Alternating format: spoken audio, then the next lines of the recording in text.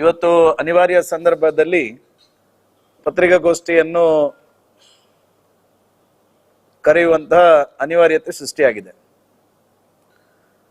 ಬೆಳ್ತಂಗಡಿ ತಾಲೂಕಿನಲ್ಲಿರ್ತಕ್ಕಂಥ ಧರ್ಮಸ್ಥಳದಲ್ಲಿ ಅನೇಕ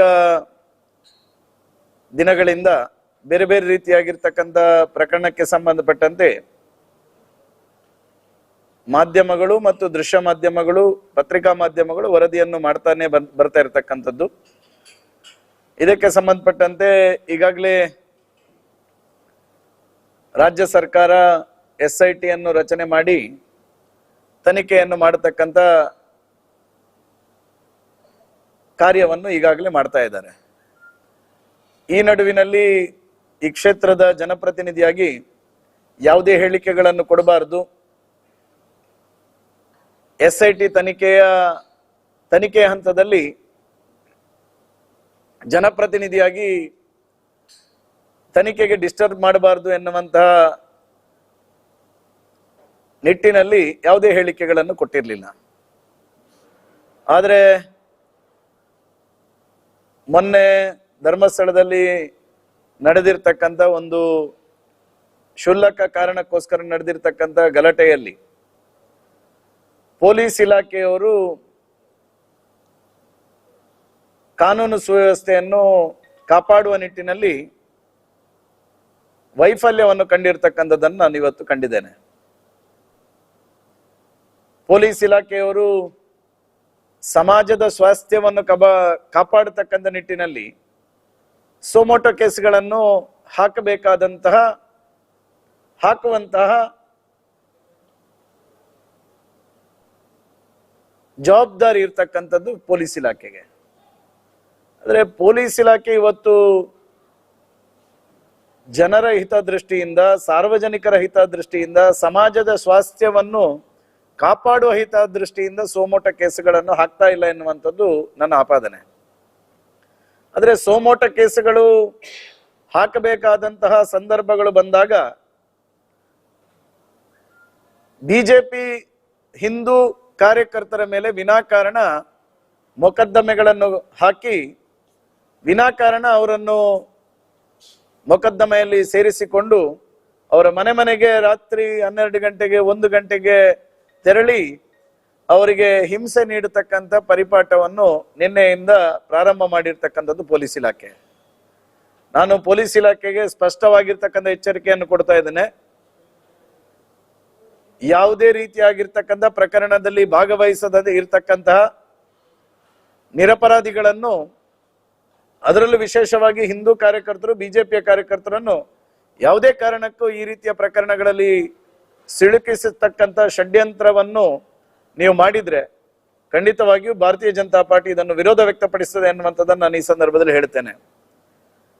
ಇವತ್ತು ಎಡಪಂಥೀಯ ಸಂಘಟನೆಗಳು, SDPI ಈ ರೀತಿಯ ಸಂಘಟನೆಗಳು ಹಿಂದೂ ಕಾರ್ಯಕರ್ತರ, ಬಿಜೆಪಿ ಕಾರ್ಯಕರ್ತರ ಹೆಸರು ಕೊಟ್ಟಿದ್ದಾರೆ ಎನ್ನುವಂತಹ ಮಾತುಗಳನ್ನು ಹೇಳಿ ಬಿಜೆಪಿ ಕಾರ್ಯಕರ್ತರ ಮೇಲೆ ಪೊಲೀಸ್ ಇಲಾಖೆ ದೌರ್ಜನ್ಯ ಮಾಡಲಿಕ್ಕೆ ಬಂದ್ರೆ, ಹಿಂದೂ ಕಾರ್ಯಕರ್ತರ ಮೇಲೆ ದೌರ್ಜನ್ಯ ಮಾಡಲಿಕ್ಕೆ ಬಂದ್ರೆ ಭಾರತೀಯ ಜನತಾ ಪಾರ್ಟಿ ಸುಮ್ಮನೆ ಇರೋದಿಲ್ಲ ಎನ್ನುವಂಥದ್ದನ್ನು ನಾನು ಈ ಸಂದರ್ಭದಲ್ಲಿ ಹೇಳ್ತೇನೆ.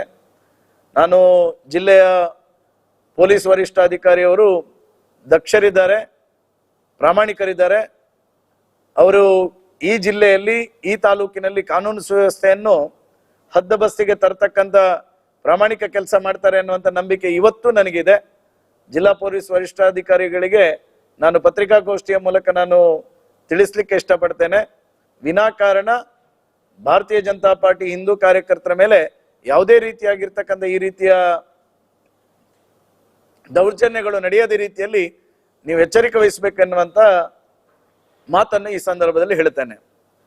ಅದೇ ರೀತಿ ಹಿಂದೂ ಧಾರ್ಮಿಕ ಶ್ರದ್ಧಾ ಕೇಂದ್ರ ಮಂಜುನಾಥ ಸ್ವಾಮಿ, ಅನ್ನಪ್ಪ ಸ್ವಾಮಿಯ ಅಸ್ತಿತ್ವಕ್ಕೆ ಕೊಡಲಿಯಟ್ಟು ಕೊಡತಕ್ಕಂಥ ಎಡಪಂಥೀಯ ವಿಚಾರಧಾರೆಯ ಮಾನಸಿಕತೆಯನ್ನು, SDPI ಅಂತಹ ಸಂಘಟನೆಯ ಮಾನಸಿಕತೆಯನ್ನು ನಾನು ಖಂಡಿಸ್ತೇನೆ.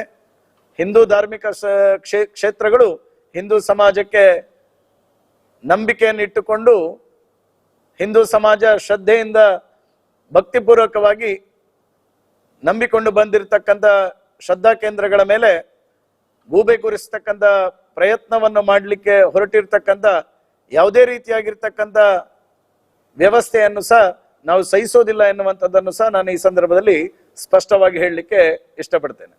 ನೋಡಿ, SIT ತನಿಖೆ ಆಗಬೇಕಾದಂತ ಆಗ್ತಾ ಇರತಕ್ಕಂಥ ಈ ಸಂದರ್ಭದಲ್ಲಿ ನಾನು ಮೊದಲೇ ಹೇಳಿದೆ, ನಾನೊಬ್ಬ ಜನಪ್ರತಿನಿಧಿಯಾಗಿ ಇದರಲ್ಲಿ ಯಾವುದೇ ಹೇಳಿಕೆಯನ್ನು ಕೊಟ್ಟಿಲ್ಲ. ಯಾಕಂತ ಹೇಳಿದ್ರೆ SIT ತನಿಖೆಗೆ ಡಿಸ್ಟರ್ಬ್ ಮಾಡಬಾರ್ದು ಎನ್ನುವಂಥ ಉದ್ದೇಶ ಇಟ್ಟುಕೊಂಡು SITಯ ಅಧಿಕಾರಿಗಳು ಯಾವುದೇ ರೀತಿಯಾಗಿರ್ತಕ್ಕಂಥ ಮಾಹಿತಿಯನ್ನು ಮಾಧ್ಯಮದ ಮುಂದೆಯೂ ವ್ಯಕ್ತಪಡಿಸಲಿಲ್ಲ, ಸರ್ಕಾರಕ್ಕೂ ಮಧ್ಯಂತರ ವರದಿಯನ್ನು ಸಬ್ಮಿಟ್ ಮಾಡಲಿಲ್ಲ. ಯಾವುದೇ ರೀತಿಯಾಗಿರ್ತಕ್ಕಂಥ ಮಾಹಿತಿಗಳು ಹೊರಬರದಂತಹ ಸಂದರ್ಭದಲ್ಲಿ ಯಾರೇ ಆಗಿರ್ಲಿ ಸುಳ್ಳು ಮಾಹಿತಿಗಳನ್ನು ಸಮಾಜಕ್ಕೆ ಬಿತ್ತರಿಸ್ತಕ್ಕಂಥ ಕೆಲಸವನ್ನು ಮಾಡಿದಾಗ ನಾನು ಮತ್ತೆ ಹೇಳ್ತೇನೆ, ಇದು ಪೊಲೀಸ್ ಇಲಾಖೆಯ ಜವಾಬ್ದಾರಿ. ಸಮಾಜದ ಸ್ವಾಸ್ಥ್ಯವನ್ನು ಕೆದಡತಕ್ಕಂಥ ಯಾರೇ ವ್ಯಕ್ತಿಗಳಿರ್ಬೋದು, ಅದು ಪರ ಇರ್ಬೋದು ವಿರೋಧ ಇರ್ಬೋದು, ಯಾರೇ ವ್ಯಕ್ತಿಗಳು ಸಮಾಜದ ಸ್ವಾಸ್ಥ್ಯವನ್ನು ಕೆದಡತಕ್ಕಂಥ ಪ್ರಕ್ರಿಯೆಯನ್ನು ಮಾಡಿದ್ರೆ ನೀವು ಕಾನೂನಿನ ಚೌಕಟ್ಟಿನಲ್ಲಿ ಸುಮೋಟ ಕೇಸುಗಳನ್ನು ಹಾಕಿಕೊಂಡು ಸಮಾಜದ ಸ್ವಾಸ್ಥ್ಯವನ್ನು ನೀವು ಕಾಪಾಡಬೇಕೆನ್ನುವಂತ ಆಗ್ರಹ ಮಾಡ್ತೇನೆ. ಪ್ರಾಯಶಃ ಈ ನಿಟ್ಟಿನಲ್ಲಿ ಪೊಲೀಸರು ವೈಫಲ್ಯವನ್ನು ಕಾಣ್ತಾ ಇದ್ದಾರೆ ಎನ್ನುವಂಥದ್ದು ಇವತ್ತು ತಾಲೂಕಿನ ಜನ ಮತ್ತು ರಾಜ್ಯದ ಜನ ಇವತ್ತು ಮಾತಾಡಿಕೊಳ್ತಾ ಇದ್ದಾರೆ. ದಯವಿಟ್ಟು ನಾನು ಸರ್ಕಾರಕ್ಕೆ ಆಗ್ರಹ ಮಾಡ್ತೇನೆ, ಕಾನೂನು ಸುವ್ಯವಸ್ಥೆ ಸಮಾಜದ ಸ್ವಾಸ್ಥ್ಯದ ಹಿತದೃಷ್ಟಿಯಿಂದ ಮಾಡುವಂತ ಕೆಲಸವನ್ನು ಕಾನೂನಾತ್ಮಕವಾಗಿ ಪೊಲೀಸ್ ಇಲಾಖೆ ಮಾಡಬೇಕೆನ್ನುವಂತ ಆಗ್ರಹವನ್ನು ನಾನು ಮಾಡ್ತೇನೆ. ಈ ಉದಾಹರಣೆಗೆ ಯುವ ಮೋರ್ಚಾದ ಅಧ್ಯಕ್ಷ ಶಶಿರಾಜ್ ಅವರು, ಸಂದೀಪ್ ಅವರು, ಈ ರೀತಿ ಒಂದು 7-10 ಜನ ಮೊನ್ನೆ ಪ್ರಕರಣದಲ್ಲಿ ಅವರು ಆ ಸಂದರ್ಭದಲ್ಲಿ ಆ ಸ್ಥಳದಲ್ಲಿ ಇರಲಿಲ್ಲ, ಆದರೆ ವಿನಾಕಾರಣ ಅವರ ಹೆಸರನ್ನು ಸೇರಿಸಿದ್ದಾರೆ. ಈ ರೀತಿ ಹಿಂದೂ ಕಾರ್ಯಕರ್ತರು ಮತ್ತು ಬಿಜೆಪಿ ಕಾರ್ಯಕರ್ತರನ್ನು ಎಡಪಂಥೀಯರು SDP ಅವರು ಟಾರ್ಗೆಟ್ ಮಾಡಿ ಇವತ್ತು ಇದನ್ನು ಪ್ರಕರಣದಲ್ಲಿ ಹೆಸರು ಸೇರಿಸಿದಾಗ ಪೊಲೀಸ್ ಇಲಾಖೆ ಯೋಚನೆ ಮಾಡಬೇಕಿತ್ತು. ಪೊಲೀಸ್ ಇಲಾಖೆ ದಕ್ಷ ಇದ್ದಾರೆ ಎನ್ನುವಂಥದ್ದು ನಮ್ಗೆ ಗೊತ್ತಿದೆ. ಆದ್ರೆ ಇದು ಈ ರೀತಿ ಆದಾಗ ಸಮಾಜಕ್ಕೂ ನಂಬಿಕೆ ಕಳ್ಕೊಳ್ತಾರೆ, ನಾವು ನಂಬಿಕೆ ಕಳ್ಕೊಳ್ತಕ್ಕಂಥ ಪರಿಸ್ಥಿತಿ ನಿರ್ಮಾಣ ಆಗ್ತದೆ.